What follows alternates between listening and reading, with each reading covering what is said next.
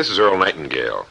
The purpose of this recording is to tell you about and try to condense one of the most amazing books ever written, Think and Grow Rich by Napoleon Hill. Without question, this single book has had a greater influence on the lives, accomplishments, and fortunes of more individuals than any other work of its kind. All over the free world, there are literally thousands of successful men in all lines of work who are where they are today because they once picked up and bought a copy of Think and Grow Rich, and they'll be quick to tell you so. I first discovered this remarkable book in the fall of 1949. It was of enormous help to me. It helped me decide once and for all how I was to accomplish my goal. It unified my thinking and gave me a straight, clear road to the point I had decided to reach. One of my closest friends found the book several years ago and stayed home for 3 days reading and digesting its material, and he then went on to reach the top in his industry. I've sat in richly paneled, carpeted executive offices and listened to world-famous business leaders, some of them old enough to be my father, tell me that everything worked out fine after they had read Think and Grow Rich. Now, what's the secret of this amazing book? Why has this book, out of all the thousands of self-help books, remained the one towering giant? I think to understand this, you have to know Napoleon Hill as I do. He certainly was not the first man to be appalled at the poverty and seemingly endless struggle and lack of direction he saw about him as a boy and as a young man, nor was he the first to write on the subject. But he possessed two unique, highly developed abilities seldom found in one man. The first was in the manner in which he approached his subject. Napoleon Hill went after the answers to achievement in the same way a scientist seeks to open to the light of reason a secret of nature.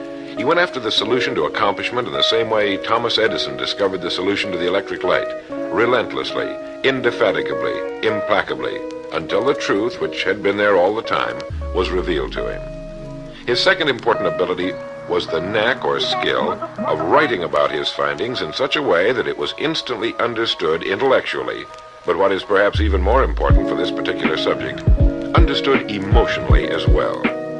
When the last page of Think and Grow Rich was read, the hand which put the book down on the table was a different hand. The man who then stood and walked out into the world was a different, a changed man. The suffocating, entangling webs of self-imposed frustration and indirection had fallen away. Now the way was clear. The man was now the possessor of the unique, unseen talent for turning dreams into reality, thoughts into things. So-called fate or the idle effects of exterior circumstances were no longer in command. He who had been a passenger was now, suddenly, the captain. To begin, we have to understand the simple truth, the principle or philosophy which lies as the supporting structure of this work. Unless whatever it is you build is based on truth, you will end with the entire structure fallen and scattered about you like the armor of Homer's ancient warriors. It simply cannot stand. It cannot withstand the test of time. The reason Think and Grow Rich has withstood the test of time is because it rests on the broad, clean foundation upon which may also be found every accomplishment of man. The clear, unchallengeable fact that everything begins with an idea. A philosophy based on the fact that riches of every kind begin with the state of mind. That one may start with nothing but thoughts, ideas, and organized plans. Thoughts are things, incredibly powerful things, when mixed with definiteness of purpose, persistence, and a burning desire for their translation into material objects or riches, riches being whatever it is you happen to want. Wise men have been saying this for centuries, and just recently Charles A. Cerami wrote, "The truth is that the human mind is as real an organism as any muscle in the body, but far greater in potential power, and like muscle fiber, it can be strengthened to lead on to unimagined conquests." So this, then, is the truth on which Think and Grow Rich is based. If you know what you want, and if you want it strongly enough to muster the kind of persistence that simply cannot be stopped, you will most certainly achieve it. By controlling your mind, you can control your destiny here on Earth. With this as our foundation, let's talk about Napoleon Hill's famous 13 proven steps to riches as found in his book Think and Grow Rich, remembering, of course, that riches are whatever it is you happen to want. And right here, let me make two important points. The first is that whenever you listen to this record, have a notebook handy and make notes as we go along. The second is that this record was produced for your own personal use, to go with you on your own exciting journey. To play this record for a group will prove to be of only temporary help. Make sure you have your own personal copy to play again and again, particularly at those times when you may feel yourself getting off the track. And now, Napoleon Hill's famous 13 Principles. You will notice that we have separated each principle by banding them on the record. In this way, you're given quick access to any particular principle to which you may wish to return for reference. The first principle, desire. Here is the starting point for all achievement, the first step toward riches. But it's right here that we so often run into a stumbling block. A person will say, I know what I desire, but can I get it? We'll get into this business of doubt later, but once and for all, let's clear up this point. This point of whether or not you can accomplish that which you desire with all your heart. I think it was best expressed by Emerson, who wrote, "There is nothing capricious in nature, and the implanting of a desire indicates that its gratification is in the constitution of the creature that feels it." In other words, you would not have the desire unless you were capable of its achievement. Each of us has a built-in governor, and our desires are modified by our abilities and leanings. Whatever it is that you desire with all your heart, understand once and for all that it can and should be yours. In Think and Grow Rich, Napoleon Hill cites example after example of why your burning desire is nothing more than an accurate picture of what you will one day become. So right here, firmly establish in your mind that which you desire more than anything else. For, as Helvetius put it, by annihilating the desires, you annihilate the mind. Every man without passions has within him no principle of action, nor motive to act. A good way to determine whether or not you really have a burning desire is to examine the way you go after it. If you go after that which you think you desire tentatively, timidly, in an attempt to play it safe, you don't have a burning desire at all. You can't get to second base if you keep one foot on first. But if you're willing to burn your bridges behind you and say once and for all, this is it, this is what I will do, and I will never retreat, I'll never go back, then you have the sort of desire that can only end in success. It takes that kind of resolve to be able to keep picking yourself up after the falls you're bound to take. The only people who don't make mistakes are those who never try anything. The timid feeders in the lagoon who never venture into the broad, deep sea beyond. While these principles will work for anything you may want, a more harmonious home life, a more successful career, for our example, let's say your desire happens to be more money, to better care for your family and provide for your future years, to get your share of the prosperity that lies ahead. Napoleon Hill gives us 6 definite, practical steps to follow.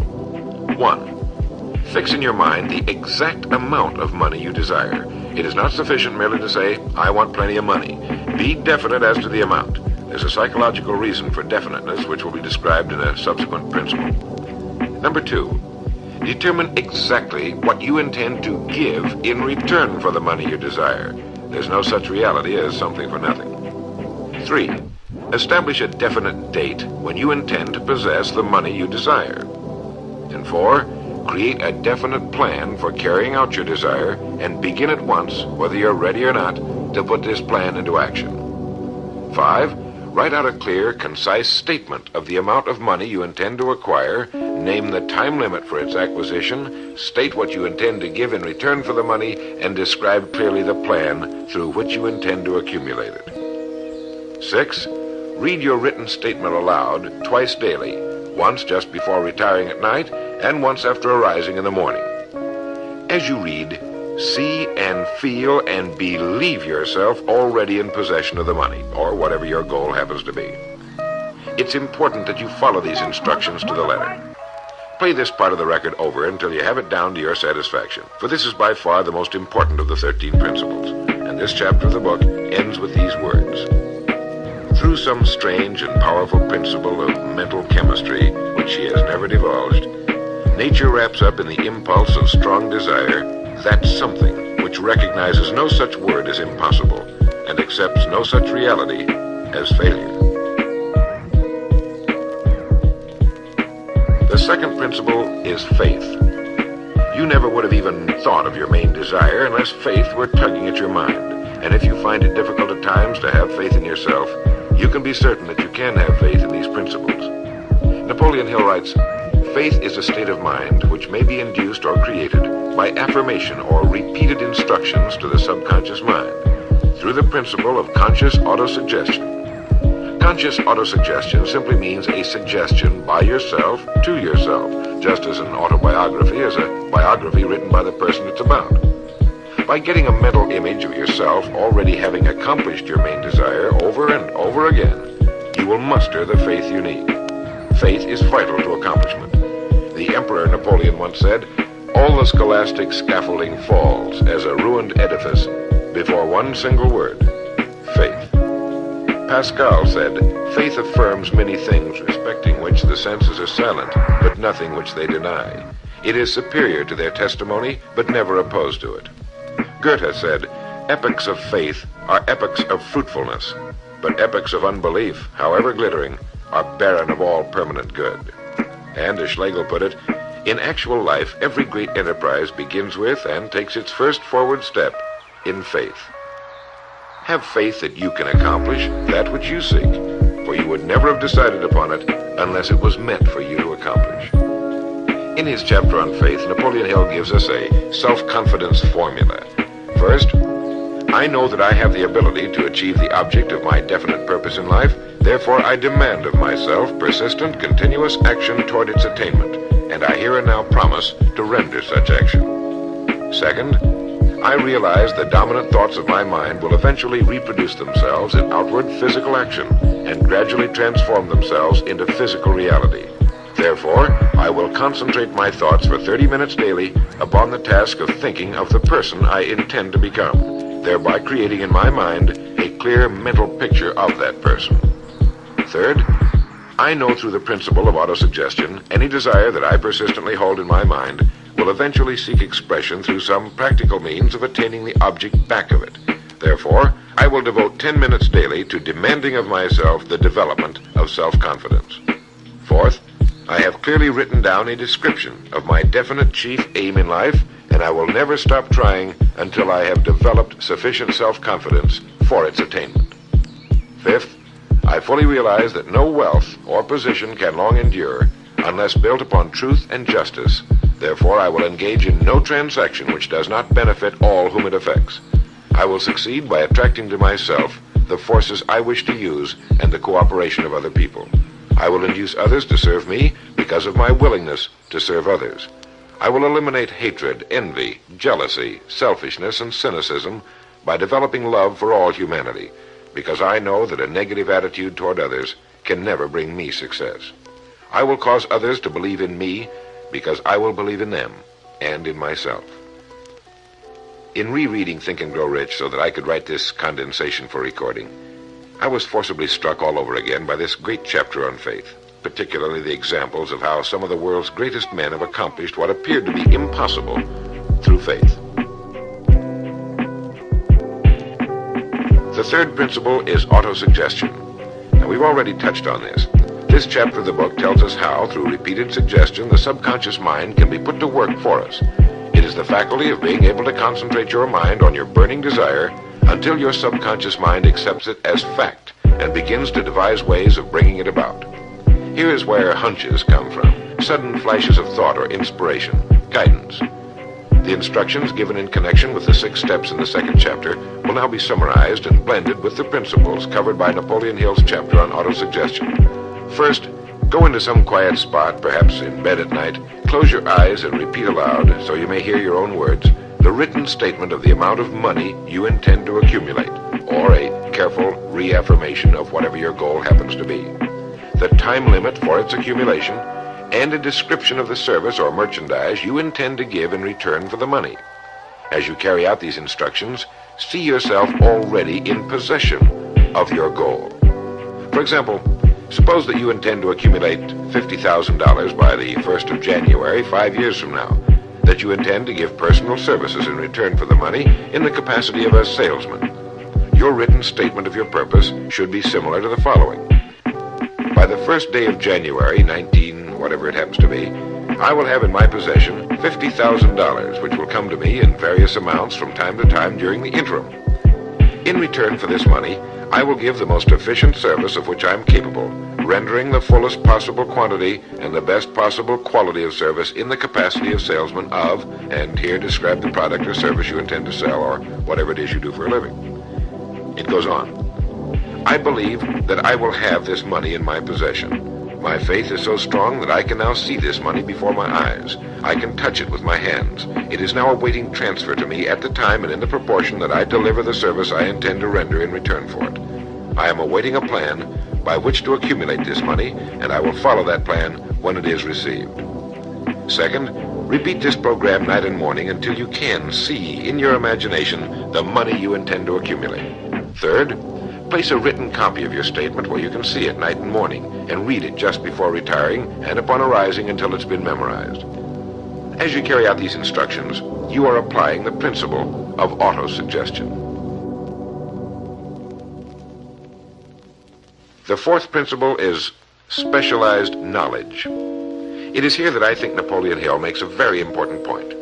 Knowledge is power only to the extent that it is organized into a definite plan of action and directed to a definite end. To quote from the book, before you can be sure of your ability to transmute desire into its monetary equivalent, you will require specialized knowledge of the service, merchandise, or profession which you intend to offer in return for fortune. Perhaps you may need much more specialized knowledge than you have the ability or the inclination to acquire. And if this should be true, you may bridge your weakness through the aid of your mastermind group. More on this later, but for now realize that you must learn all you can about your specialty.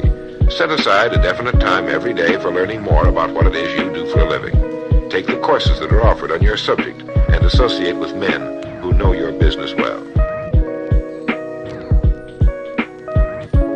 The fifth principle is imagination. The imagination is literally the workshop wherein are fashioned all plans created by man. The impulse, the desire is given shape, form, and action through the aid of the imaginative faculty of the mind. It has been said that man can create anything he can imagine. As Napoleon Hill says and teaches, whatever the mind of man can conceive and believe, it can achieve. Man's only limitation within reason lies in his development and use of his imagination and subsequent motivation to action. The great leaders of business, industry, finance, and the great artists, musicians, poets, and writers became great because they developed the power of self-motivation. Incidentally, one of the best books ever put together on this subject, if not the greatest, is Success Through Positive Mental Attitude by Napoleon Hill and W. Clement Stone. I suggest you get a copy from your bookstore at your earliest convenience.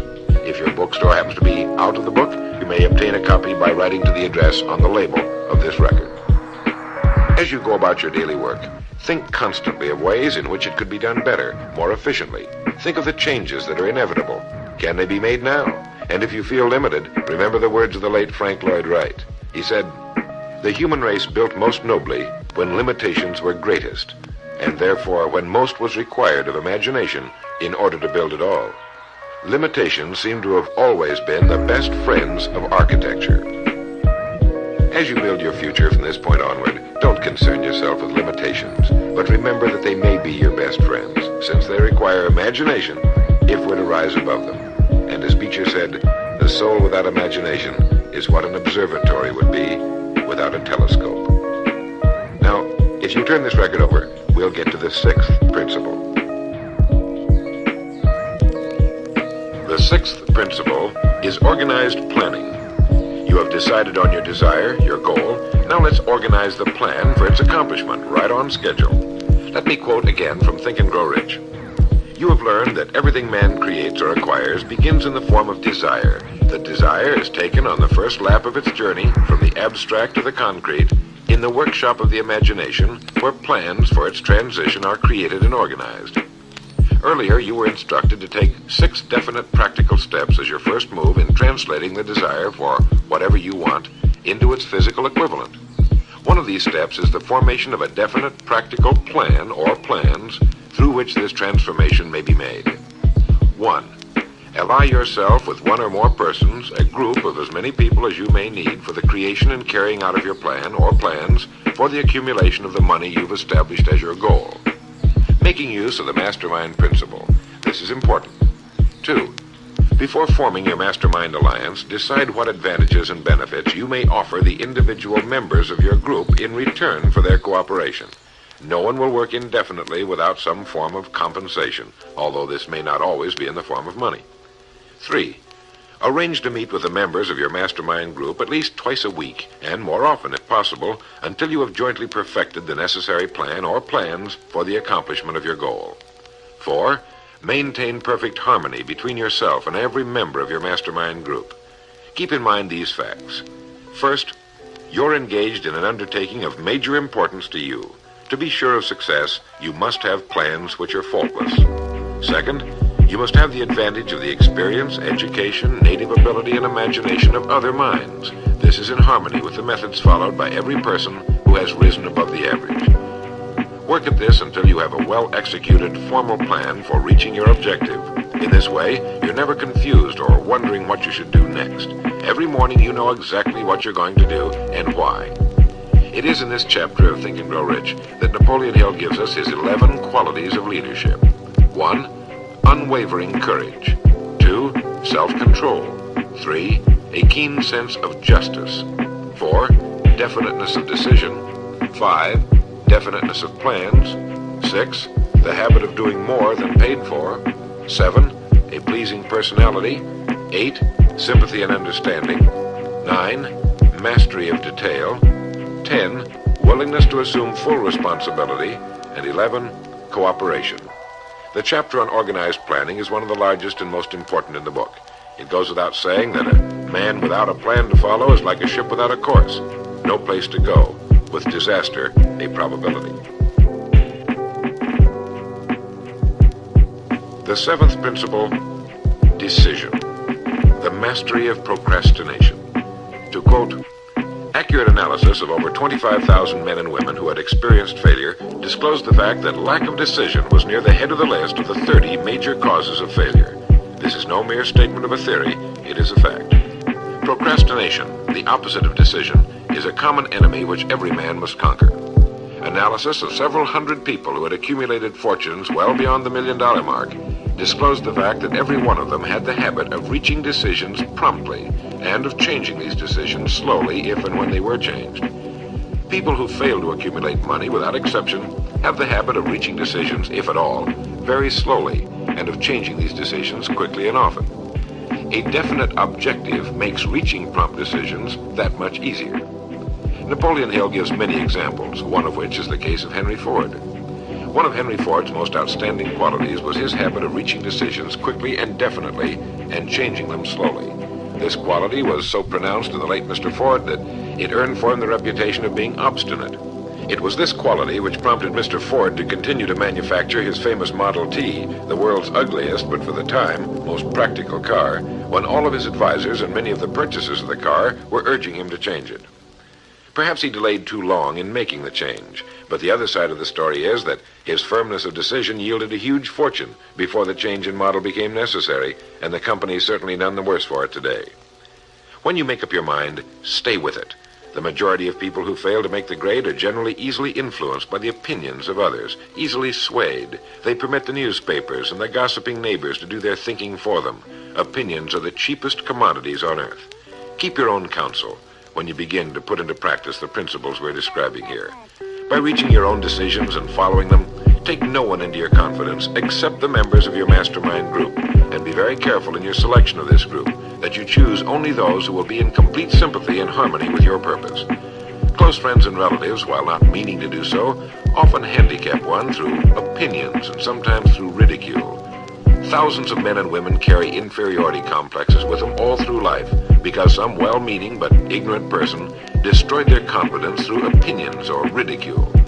If a decision is worth anything at all, it's worth sticking to until it's been completely worked. The 8th principle, persistence. Napoleon Hill defines persistence as the power of will. Willpower and desire, when properly combined, make an irresistible pair. Persistence to an individual is what carbon is to steel.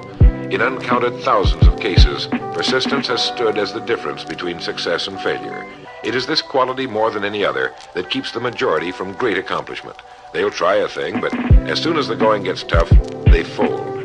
Experience with thousands of people has proved that lack of persistence is a weakness common to the majority of men. It is a weakness which may be overcome by effort. If you're to accomplish the desire you've set for yourself, you must form the habit of persistence. Things will get dark. It will seem as though there's no longer any reason to continue. Everything in you will tell you to give up, to quit trying. And it's right here that the men are separated from the boys. It's right here that if you'll go that extra mile and keep going, that the skies will clear, and you'll begin to see the first signs of the abundance that is to be yours because you had the courage to persist. With persistence will come success. Persistence is a state of mind. Therefore, it can be cultivated. Like all states of mind, persistence is based upon definite causes, among them these. 1, definiteness of purpose, knowing what you want. 2, desire. 3, self-reliance. 4, definiteness of plans. 5, accurate knowledge, knowing that your plan is sound. 6, cooperation. Sympathy, understanding, and harmonious cooperation with others tend to develop persistence. 7, willpower. 8, habit. Persistence is the direct result of habit. The 9th principle, power of the mastermind. It is in this section that Napoleon Hill describes the importance of forming a group of individuals sympathetic to your desire. They may be individuals with similar plans. A mastermind group can be made up of 2 or more individuals. No 2 minds ever come together without thereby creating a third invisible, intangible force, which may be likened to a third mind. You may have noticed many times that by discussing something with another individual, you suddenly get good ideas as a result of this association. Ideas you would not have gotten without this association. The same thing happens to the other person. A lot of good ideas have been born in individual minds as a result of having met in committee. Associating with your mastermind group is not meant as a means of letting others do your thinking for you. Far from it. It is to stimulate your own thinking through the association with other minds. No one knows everything. The more sympathetic minds you get together, and by sympathetic I mean working for a common purpose, the more related information is going to be available. And great ideas are a combination of related information. So pick the member or members of your mastermind group with care. Make sure they're people you respect and who are hardworking and conscientious. You'll have a lot of fun, and you'll all reach your goals just that much sooner. The 10th principle could be called enthusiasm. That is, the enthusiasm that comes from the channeling of all bodily drives into positive, worthwhile outlets. It is in this chapter that Napoleon Hill describes the importance of the woman, the one and only woman, in the achievement of a worthwhile goal. It seemed quite significant to Mr. Hill that practically every great leader was a man whose achievements were largely inspired by a woman. When things get tough, and you can count on it, they will, you may be deserted by what you thought were friends. But if you've got a good woman, you'll never be alone. She'll be willing to start over again if necessary, and she'll give you the new enthusiasm that comes through her faith in you. Having someone to love is having someone to share your success and accomplishments, to give you the praise that all of us need from time to time. A man can become successful without a wife and family, but all the real joy is taken out of it. Take care of your wife and children as your greatest possessions. The 11th principle has to do with the subconscious mind. The subconscious mind consists of a field of consciousness in which every impulse of thought that reaches the objective mind through any of the 5 senses is classified and recorded, and from which thoughts may be recalled or withdrawn as letters may be taken from a filing cabinet. It receives and files sense impressions or thoughts, regardless of their nature.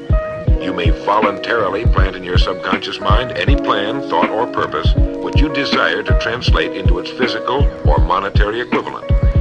The subconscious acts first on the dominating desires which have been mixed with emotional feeling, such as faith. Your subconscious mind works night and day.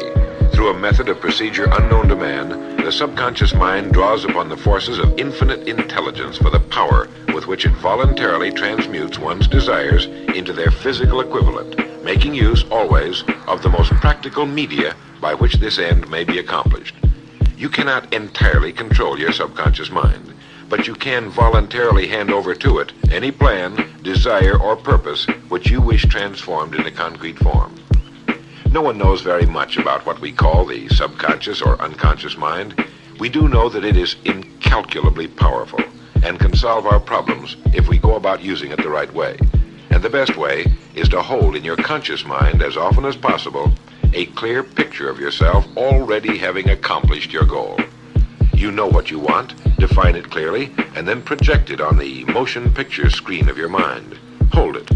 See yourself doing the things and having the things you'll have when your objective will have been reached. Do this as often as possible as you go about your daily work, and particularly at night, just before you go to sleep, and the first thing upon arising.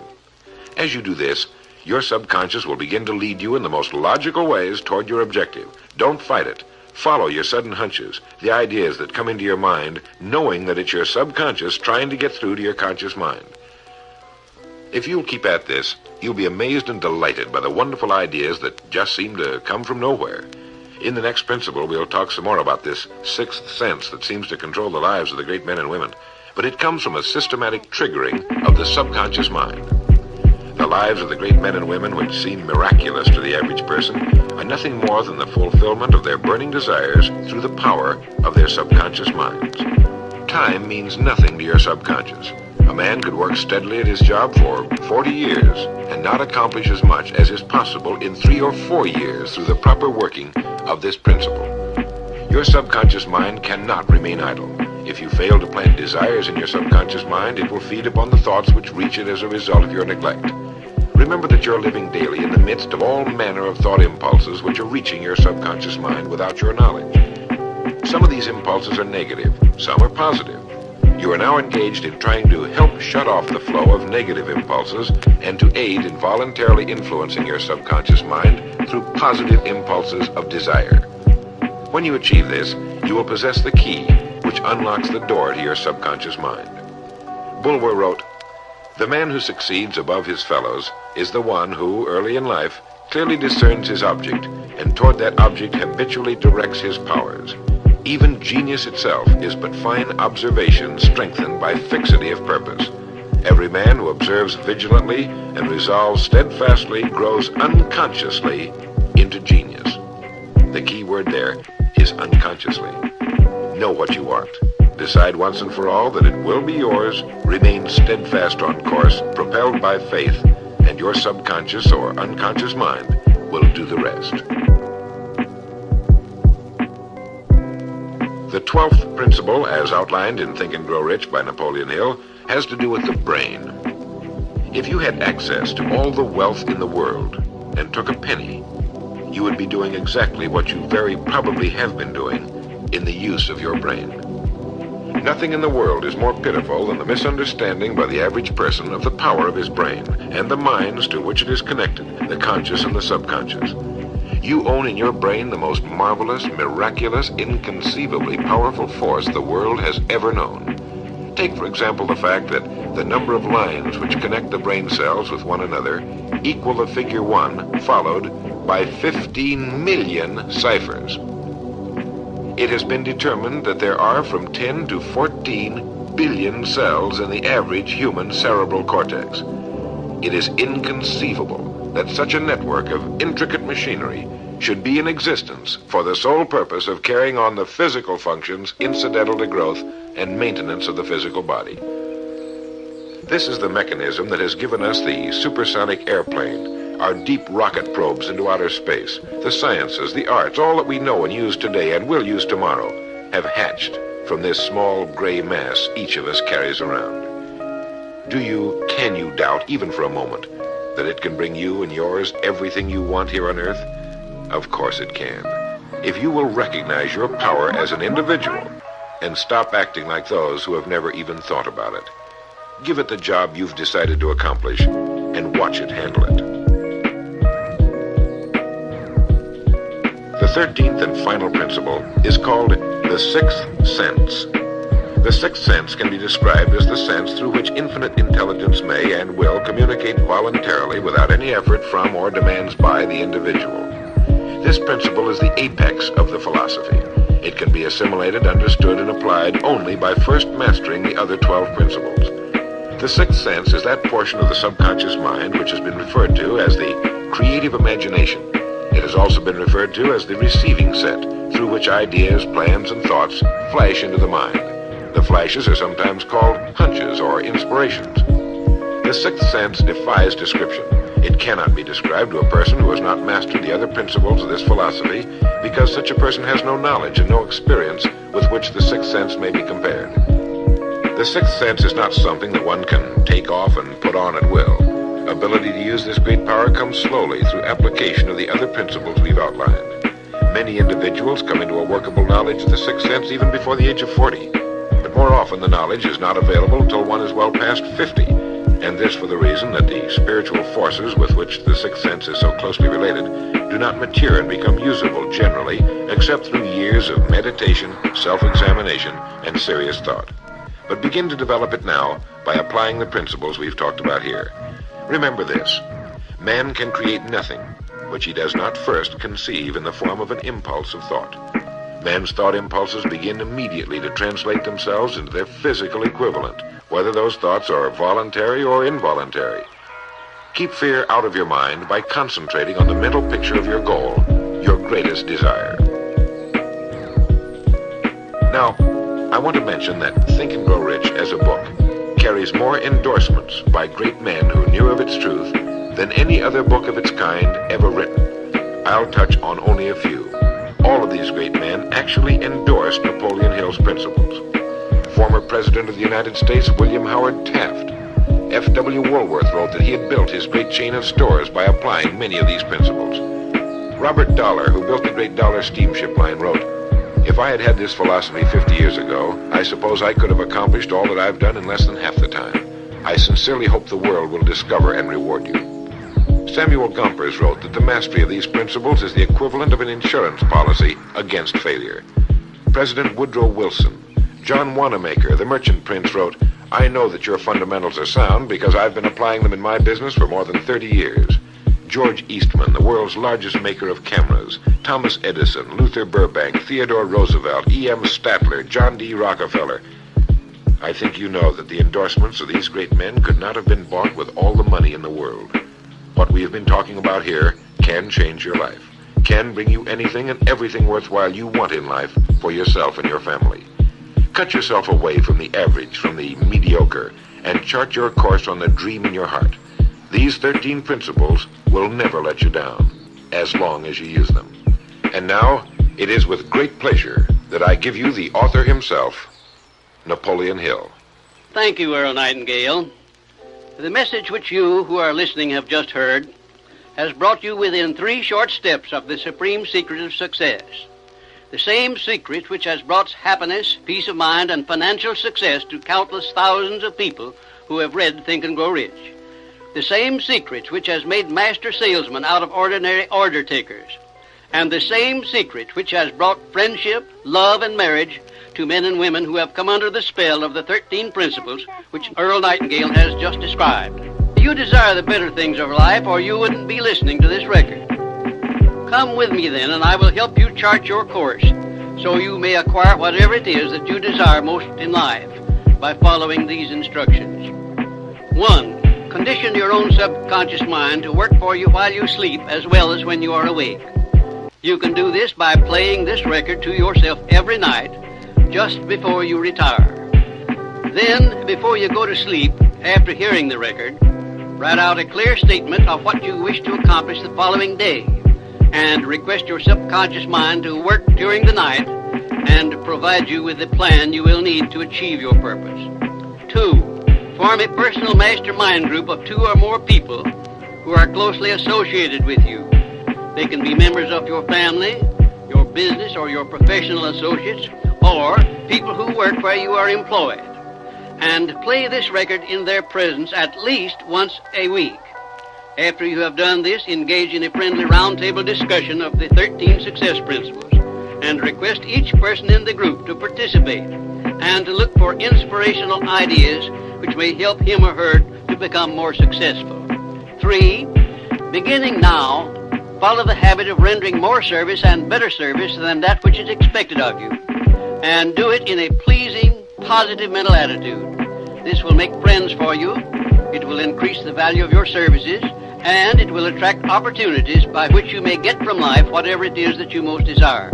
Follow these instructions to the letter, and you will surely see the day when you can express a prayer of gratitude for having had the privilege of hearing and acting on the message which Earl Nightingale has given you through this record. And now, may I reach out across the space and the time which separate us and offer you a hand of friendship and a sincere prayer that you will be blessed with a richer and a fuller life because of this message. Your big opportunity may be right where you are now. Follow these instructions faithfully, and it will reveal itself to you.